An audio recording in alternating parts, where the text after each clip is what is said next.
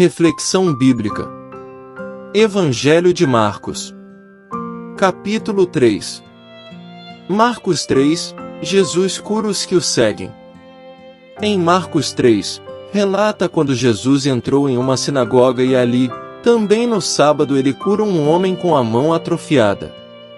É válido ressaltar que a esta altura as multidões o seguem de forma rigorosa, ele exala esperança. Além disso, ele aproveita um tempo a sós com seus discípulos e nomeia os seus apóstolos, e enquanto isso, seus milagres e maravilhas se tornam cada vez mais conhecidos. Contexto histórico. De acordo com o contexto histórico, Marcos 3 é o terceiro capítulo do Evangelho de Marcos no Novo Testamento e conta sobre diversas obras e milagres de Jesus. Além disso, ele continua seu relato da observância do sábado no capítulo anterior e após chamar os 12, Jesus novamente discutiu com os escribas e até com sua própria família.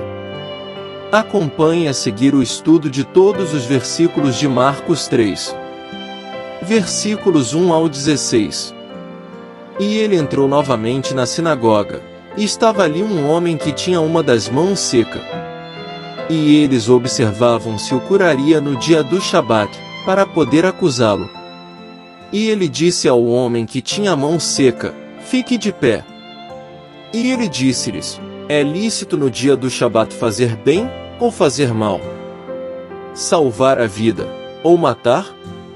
Eles, porém, se calaram. E olhando-os ao redor com ira, entristecido pela dureza de seus corações, disse ao homem: estende a tua mão. E ele a estendeu, e sua mão foi completamente restaurada como a outra. E os fariseus, saindo dali, tomaram logo conselho com os herodianos contra ele, como eles poderiam destruí-lo. Mas Jesus se retirou com os seus discípulos para o mar, e seguia uma grande multidão da Galiléia, e da Judéia, e de Jerusalém, e da Idumeia, e do outro lado do Jordão, e os de Tiro e de Sidom, uma grande multidão que, ouvindo quão grandes coisas ele fazia, vinha até ele. E ele falou aos seus discípulos que deveria ter um barquinho o esperando, por causa da multidão, para que não o apertasse. Porque ele tinha curado a muitos, de modo que todos os que padeciam de algum mal pressionavam sobre ele para lhe tocarem. E os espíritos imundos, quando o viam, prostravam-se diante dele e clamavam, dizendo: tu és o Filho de Deus. E ele os repreendia fortemente, para que não o dessem a conhecer. E subiu a um monte, e chamou a si os que ele queria, e vieram a ele. E ele ordenou 12, para que estivessem com ele, e que ele pudesse enviar para pregar, e ter poder para curar enfermidades e expulsar os demônios. Simão, a quem pôs o sobrenome Pedro. Versículos 1 e 2. A sinagoga de Cafarnaum. A sinagoga em que Jesus entrou novamente provavelmente era a de Cafarnaum. Uma das mãos secas refere-se a uma mão paralisada. Acusá-lo é um termo legal para trazer uma acusação contra alguém. Compare com Marcos 15 versos 3 e 4.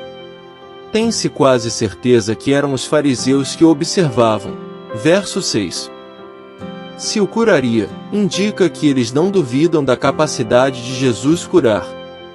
Apenas querem saber se ele ousaria fazê-lo no Shabat.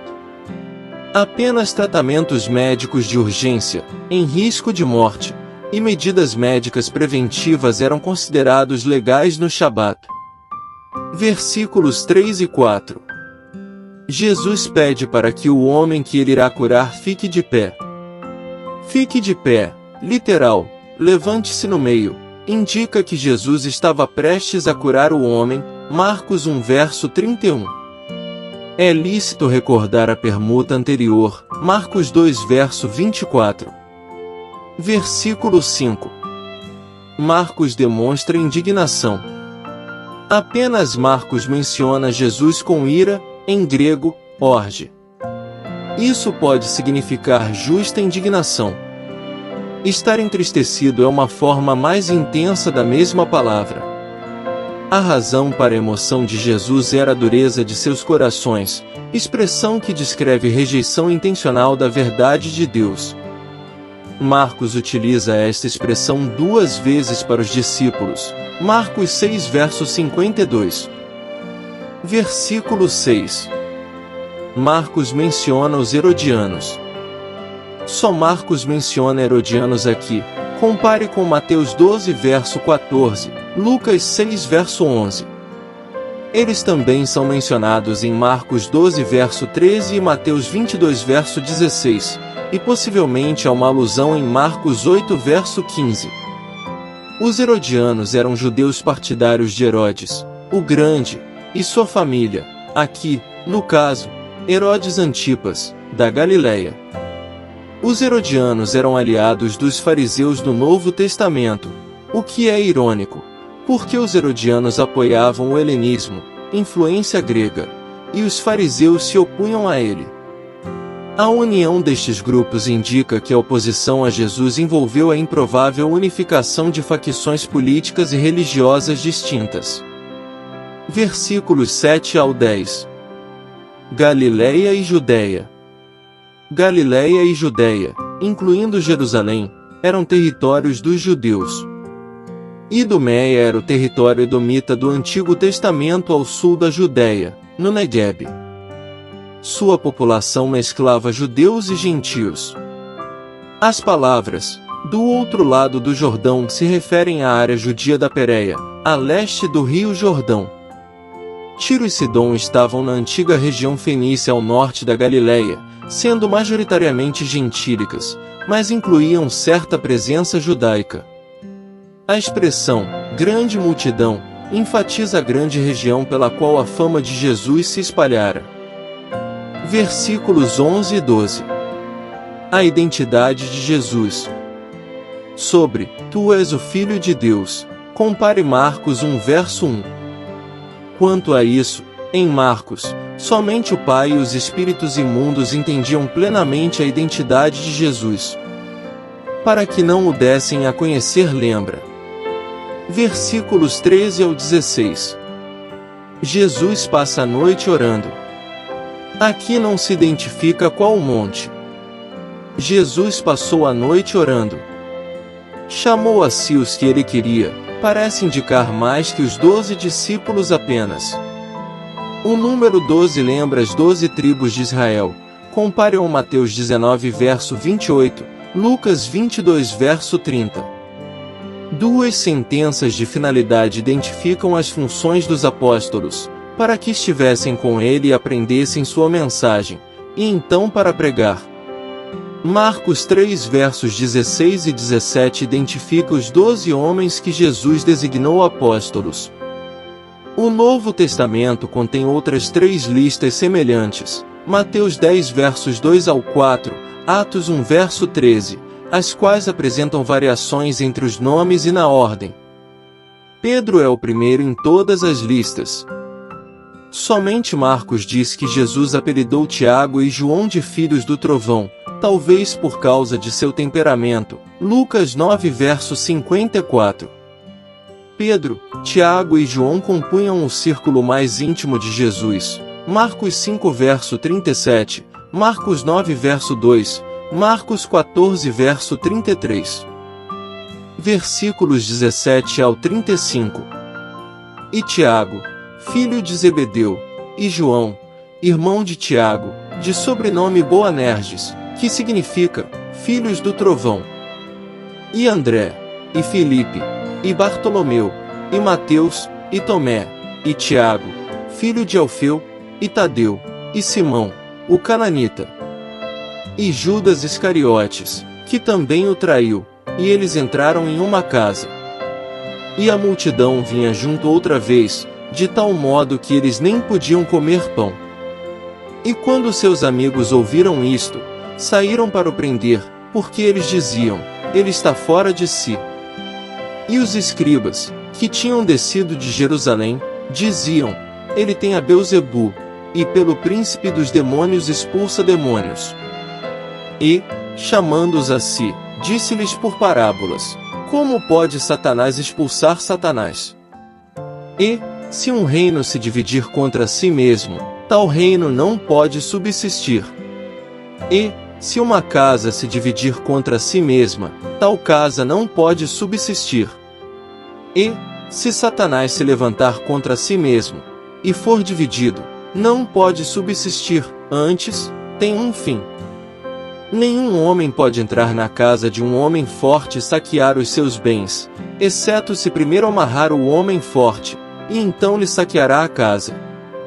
Na verdade eu vos digo, todos os pecados serão perdoados aos filhos dos homens, e as blasfêmias com que tiverem blasfemado. Mas aquele que blasfemar contra o Espírito Santo, nunca terá perdão, mas está em perigo de condenação eterna. Porque eles diziam, ele tem um espírito imundo. Vindo, então, seus irmãos e sua mãe, em pé do lado de fora, mandaram chamá-lo. E a multidão estava sentada ao seu redor, e disseram-lhe, eis que tua mãe e teus irmãos estão lá fora e te procuram. E ele lhes respondeu, dizendo, quem é minha mãe, ou meus irmãos?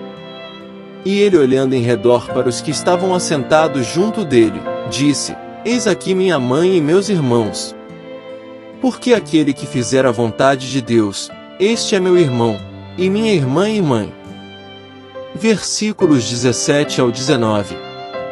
O coletor de impostos. Sobre André, irmão de Pedro. Felipe, literal, que gosta de cavalos, não é mencionado novamente em Marcos.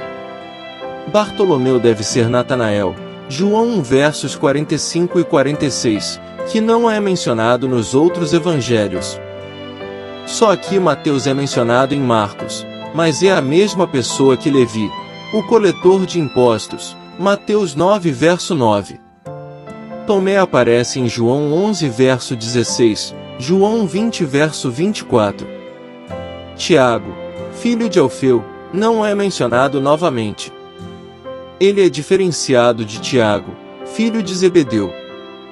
Tadeu não é mencionado novamente no Novo Testamento e não consta nas listas de Lucas, Atos 1 verso 13.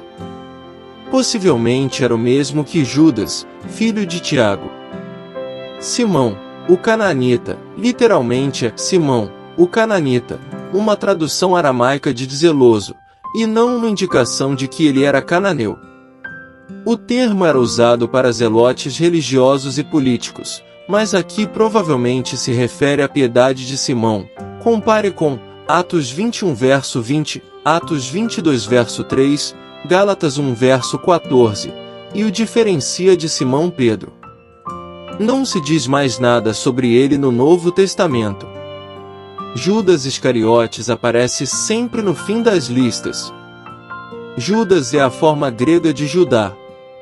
Iscariotes provavelmente indica que ele era de Queriote, assim, o identificaria como o único da Judéia no grupo. A casa, provavelmente indica Cafarnaum, Marcos 2 verso 1. Versículos 20 e 21. Os amigos de Jesus. Os amigos de Jesus, literal, os dele, provavelmente incluíam sua família e vizinhos de Nazaré. Após esta seção estendida, eles são mencionados apenas em Marcos 6 verso 3. Depois de apresentá-los em Marcos 3 verso 21, Marcos os retoma novamente nos versos 31 ao 35. Prender é o mesmo verbo usado em Marcos 14 verso 1. Marcos deu a entender que a família de Jesus tentou fazer o que as autoridades judaicas procuravam. Nem Mateus nem Lucas mencionam que a família de Jesus pensava que ele estava fora de si. Compare com Salmo 69 verso 8. Versículo 22. A descrição dos escribas.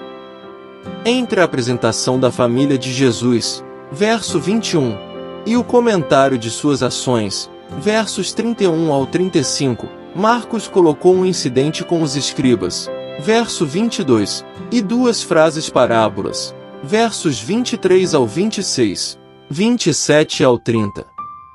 A descrição dos escribas, que tinham descido de Jerusalém, indica que era uma delegação oficial, Marcos 7 verso 1. Diziam, está no pretérito imperfeito, indicando ação contínua. E aquilo que repetiam era, ele tem a Beelzebu. Ver notas em Mateus 12 verso 24, Lucas 11 versos 14 e 15, e pelo príncipe dos demônios é que expulsa demônios. Ver nota em Mateus 9 verso 34. Os escribas e fariseus não negavam o poder de Jesus, em vez disso, atribuíram seu poder a Satanás. Mateus 10 verso 25. Versículos 23 ao 27. A parábola em Marcos. Esta é a primeira menção de parábolas em Marcos, embora Jesus já as tivesse usado. Marcos 2 verso 17. Uma parábola é uma analogia ou comparação que incluía provérbios, alegorias ou narrativas. Jesus usou parábolas para rejeitar o raciocínio dos escribas em Marcos 3 verso 22.